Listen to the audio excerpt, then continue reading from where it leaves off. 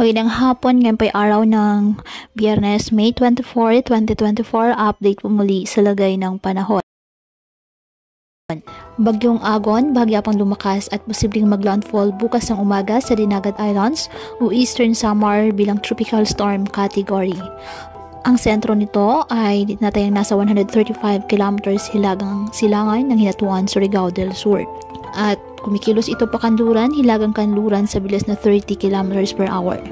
May pinakamalakas na hanging umaabot sa 55 km per hour, malapit po sa sentro at pagbugsong umaabot sa 70 km per hour. Sa ngayon nakataas pa rin ang tropical cyclone wind signal sa Sorsogon, Albay, Catanduanes, Camarines Sur, Camarines Norte, Masbate, Ticao, Burias Islands, Eastern Samar, Northern Samar, Leyte, Southern Leyte, Biliran, Cebu, Camotes Islands, Bantayan Islands, Bohol, Dinagat Islands, Surigao del Norte, Siargao, Bocas Grande Islands, Surigao del Sur, Agusan del Sur at Agusan del Norte.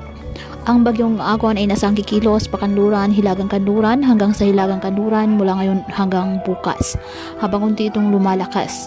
Inaasahang maglandfall ang bagyong Agon sa katimugang bahagi ng silangang Samar o Dinagat Islands bukas ng umaga bilang isang tropical storm category.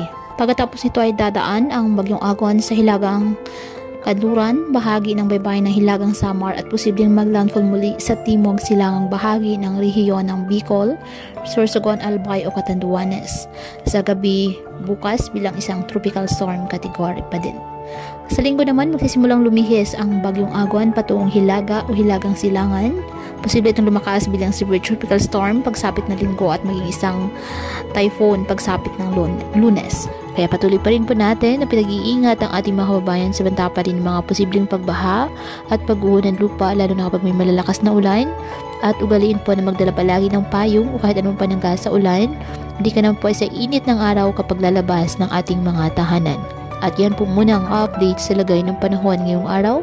Muli patuloy po tayo na mag-ingat at palaging tandaan, God loves you. Stay safe and God bless.